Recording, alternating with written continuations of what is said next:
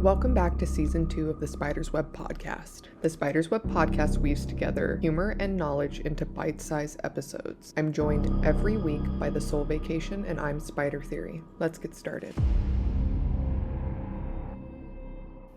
Have you ever seen a movie where if there was a single line, either in or not in the movie, it would completely change what the movie meant? Ooh, have you ever seen a movie like that before? That's a good question. I don't have an answer for you, but I'm fascinated. So the movie I'm going to talk about, this has been one of my favorite movies since I was a kid, and I didn't learn until recently that because of Hollywood and producers and people getting their grubby little hands on art, that this movie was almost universally hated because people didn't understand it, and people didn't understand it because it was made to take a line out of the movie that they thought was inappropriate and that people didn't like. And it completely changes the entire movie without this line. And the movie I'm talking about is the Jennifer Lopez, Vince Vaughn science fiction psychological thriller, The Cell, which came out in 2000. Hold on. You did not tell me Vince Vaughn was in this movie.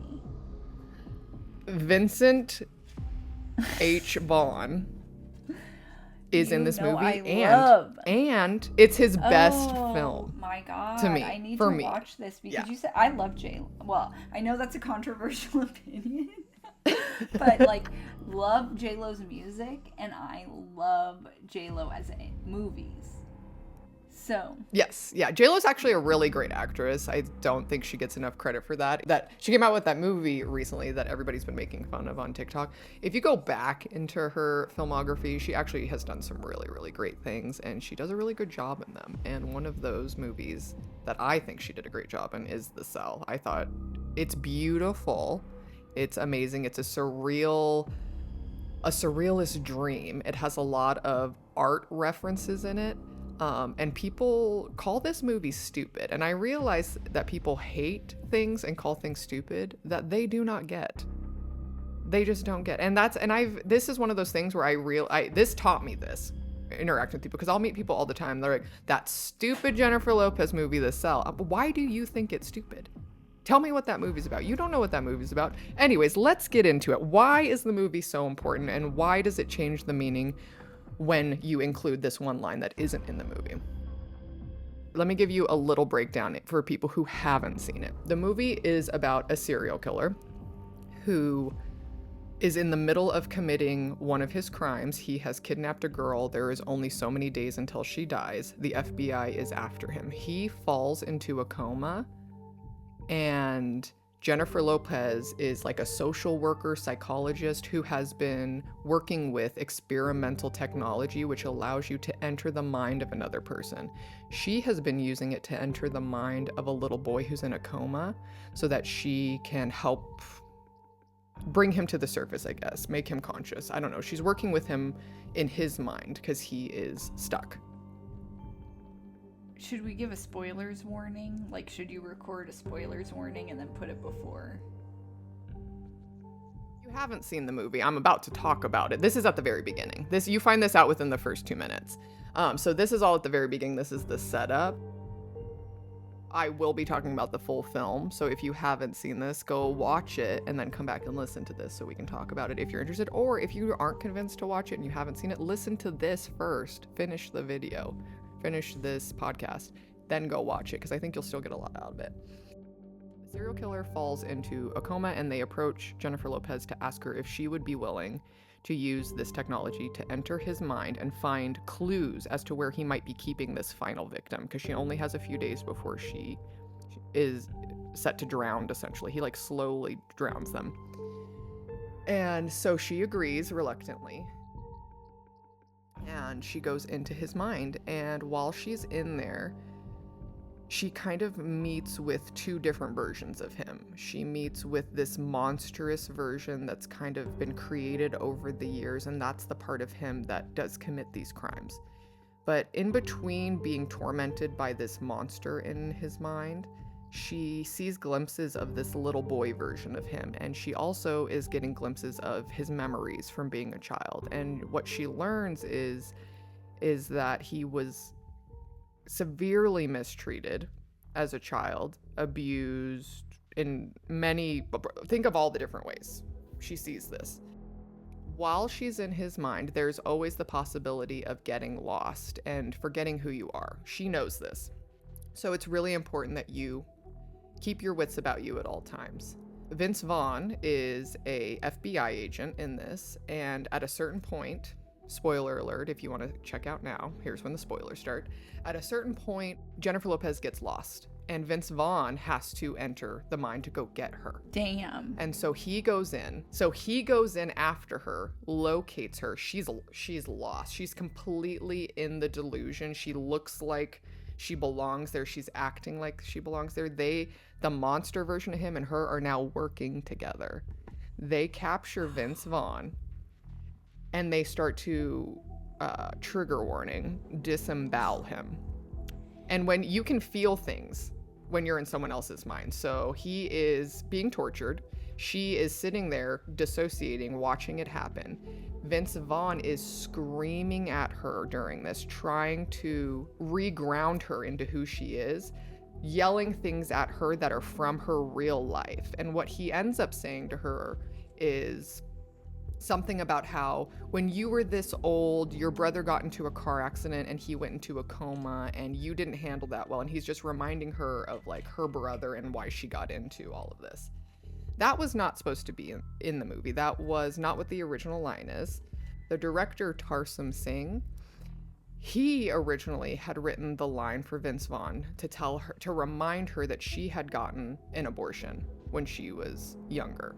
Why did they make them change that? It made people feel uncomfortable, and the test audiences said it made Jennifer Lopez less sympathetic and it made them not like her. First of all, fucking misogynistic assholes. She had an abortion. You don't know why. It makes her less likable. Fuck off. It just shows the fucking nature of the thought of abortion in 2000, right? So he recorded this scene. They make him take it out and re-record it. And why does this change, in my opinion, the entire meaning of the film? Because this film is about what happens when women do not have the right to choose. Because essentially what they get to through the entire theme and outcome of the movie is that this serial killer does not want to be here. He does not want to be doing what he's doing. He doesn't want to be alive. And he lived a horrible life with a father who abused him in every way. And his mother ran off because she didn't want him. And had abortion been legal when he was born. Legal and accessible. And also not even just accessible, because like the way people treated the whole storyline of this, it's not even acceptable in the 2000s. It was frowned upon, not thought of as healthcare. And so the point of the whole thing is, and having this line in there, is that The Cell is a story about pro-choice and what happens whether it does and doesn't exist, because this woman was not able to get an abortion when she was pregnant with this guy. Women died in the future. Jennifer Lopez was put into danger. Vince Vaughn was put into danger. Because this woman did not have the ability to choose and get an abortion when she did, people, 20, 30, 40 years in the future are affected. So many people's lives were affected. So pro-choice isn't about whether you or somebody else wants to get, okay, you don't want to get an abortion, you don't believe in it, fine. It affects all of us to have this kind of access. And this is just one example. People they think about, why were there so many serial killers at this certain time in America? Because there were so many unwanted children. I'm not kidding. A lot of those people would not exist. There are other factors, the breakdown of the nuclear family, lead poisoning, the rise in feminism, and then you have this counter incel culture that also happened in the 70s. There's a lot of things, but honestly, having the ability and the access to healthcare such as abortion, it helps and saves all of us. And we're going back 50 years. This was all happening in the 70s. Yes, this is a warning to everybody. Go watch The Cell and then tell me you aren't pro-choice, because this is our future. And we aren't told what happened to his mother. She left, but who knows? She could have been a child. Who knows? Yeah. Even. We don't know who she was. But the point is that he didn't want to live his life and he was unwanted. And in his mind, the dad is depicted absolutely disgusting. Doing absolutely disgusting things, showing disgusting things. And if you're going to watch the movie, they don't show a lot of it. A lot of it's done in the dark.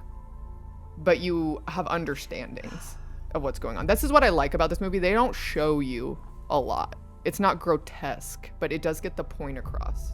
And this is why this is one of my favorite movies. It's absolutely beautiful.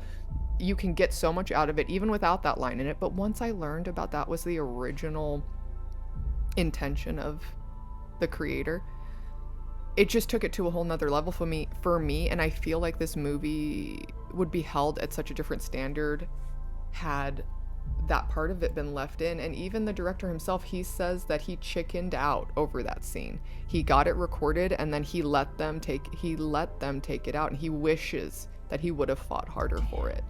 I think he realizes it was a big mistake. And it's a message that needs to be heard, right? Something I want to leave people with about this movie, if you're still on the fence about seeing it, or if you're somebody who thought it was stupid and you're just digging in on that. This is a quote from the director. Quote, "The best thing about this film is it's an opera, and there is no such thing as a subtle opera." I think people don't think they like this film. Maybe it's just not for you. It is a masterpiece, though, and if you think it's bad, you're wrong.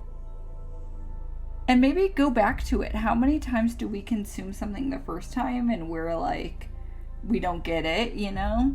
And now that you have this lens and thought process behind it, you'll get a lot of more enjoyment out of the movie now that you know what the original intention was. And the person who made this film made a lot of other movies that people do like. He made The Fall, which was really big, Immortals, Mirror Mirror. This is why I also love The Cell, is because it has the visuals and the vibes of like 90s music videos. And the reason it does is because this guy directed a lot of them, okay? He directed En Vogue's Hold On, Susan's Vegas, Tired of Sleeping, REM's Losing My... R.E.M's Losing My Religion. He did a lot of other things. He did Lady Gaga's 911. That was his most recent. And then, so yeah, you've probably seen his visuals somewhere. He's done a plethora of commercials. Thank you so much for joining us for another episode of the Spider's Web Podcast. You can follow us on TikTok at the Spider's Web Podcast, or you can follow me at Spider Theory, or the Soul Vacation at the Soul Vacation. We'll see you next time.